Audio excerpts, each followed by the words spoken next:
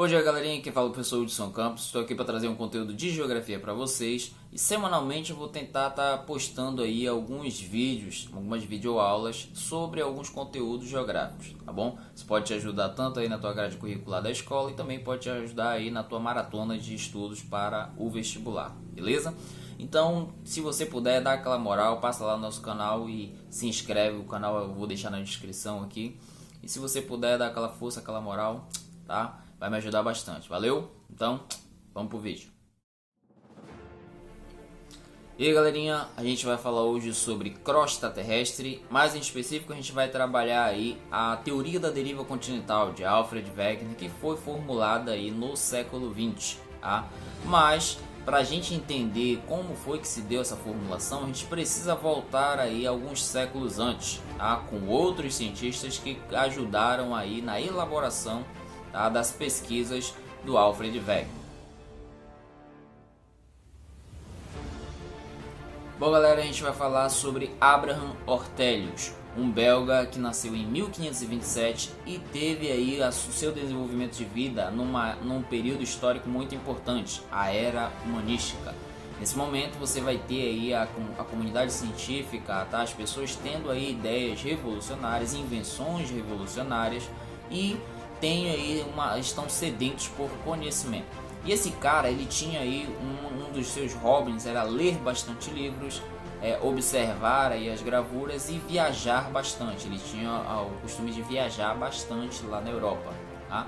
E uma dessas suas viagens na França, ele encontrou um cara muito importante para a sua carreira de cartógrafo que ainda iria se desenvolver.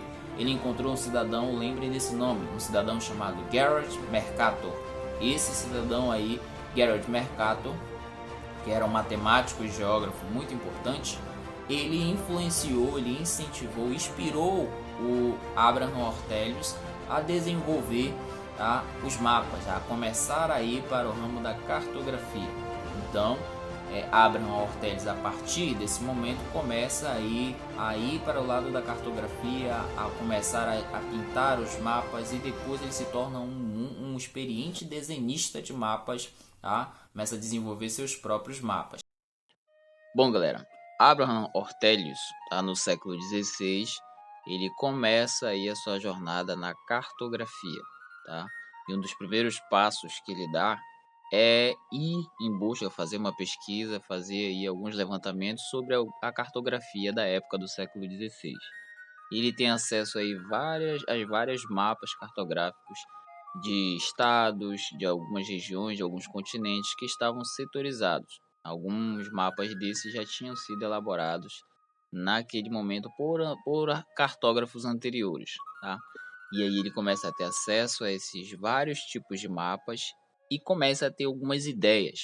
Ele começa a perceber que todos os mapas que até então tinha, eles estavam divididos. Cada cartógrafo fez um mapa de uma região diferente, já que a única maneira dele fazer essa cartografia era a partir das suas viagens. Então eles desenhavam e faziam os mapas de acordo com o que eles viam nas suas viagens. Então tinham várias partes de vários mapas. Por exemplo, tinha mapa da América, tinha mapa da Ásia, tinha mapa da Europa, tinha de vários locais.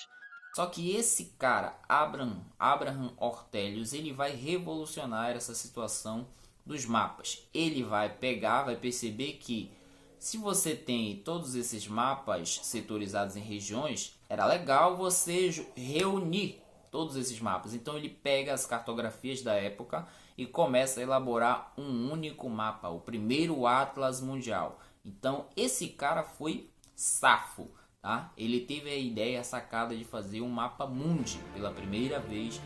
O miserável é um gênio! Foi aí então, a partir das cartografias de Ortelius e de outros cientistas, que Alfred Wegener começou aí a juntar os argumentos para a sua teoria da deriva continental.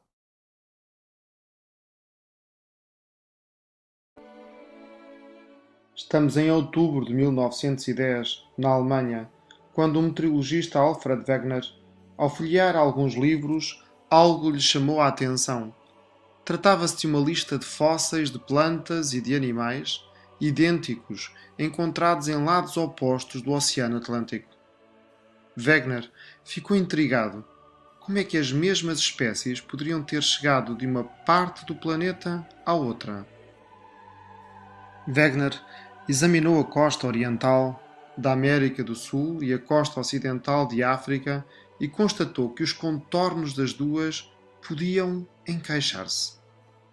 Estavam lançados os dados para que Wegener partisse à pesquisa de mais evidências que fundamentassem uma ideia que para si era já clara. Gente, a teoria da deriva continental estava se encaixando perfeitamente. Wegener já tinha pegado as informações e os dados sobre os continentes, sobre a cartografia dos continentes, o encaixe entre eles. Tá? Ele também já tinha pego os dados e informações sobre os fósseis, que foram argumentos importantes lá para ele embasar a sua teoria. E a academia científica já estava quase aceitando a teoria da deriva continental, quando um indivíduo fez a última pergunta que lascou Alfred Wegener: como os continentes se movem?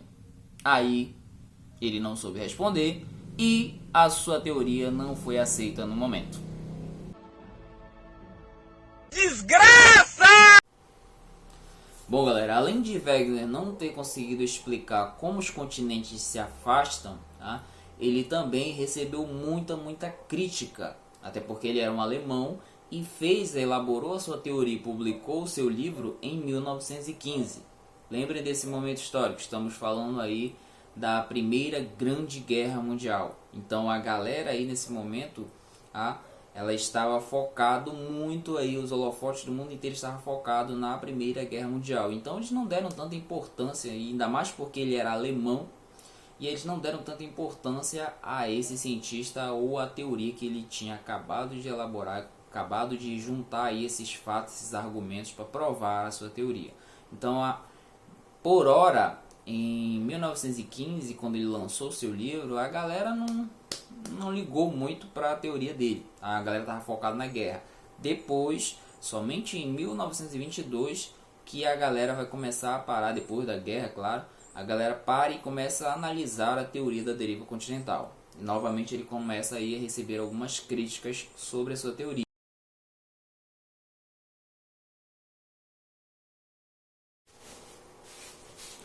Bom, gente, em síntese, a teoria de Wegener, ela vai explicar o seguinte, que o que vai se mover são os continentes. Aí tinha muitas teorias aí em relação à movimentação desses continentes. Diziam aí que os continentes estavam ligados direto ao núcleo, que quando eles se fragmentavam eles iam se afastando, tá? Mas eles estavam aí ligados com uma rocha muito resistente até o núcleo. Mas isso aí depois foi desmentido, essas teorias foram desmitificadas e tinham a teoria de que o continente, o supercontinente chamado Pangeia, ele resfriou em cima de uma outra parte da crosta terrestre. E aí, depois de um tempo, esse supercontinente Pangeia começou a se fragmentar e a deslizar e a separar em cima dessa outra parte da crosta. Tá? Então, a teoria da deriva continental de Alfred Wegener, ela vai muito se embasar nessas características, principalmente aí nas teorias em que dizem que gerou-se um supercontinente em cima de uma outra porção da crosta. E aí, depois de um longo período de tempo, milhares e milhares de anos, se vai ter aí a divisão e a separação desses continentes. De acordo com ele, o que se movimentavam eram os continentes, tá? Não esquece disso. Gente, a aula de hoje foi isso. A gente trabalhou aí a teoria da deriva continental de Alfred Wegener. Espero que vocês tenham entendido, espero que vocês tenham gostado. E deixem aí algumas ideias de alguns possíveis temas que vocês querem que eu trabalhe nas próximas aulas. Eu vou fazer uma aula específica somente de tectônicas de placas para vocês entenderem qual é a diferença entre tectônicas de placas e deriva continental, tá bom? Um forte abraço e até a próxima.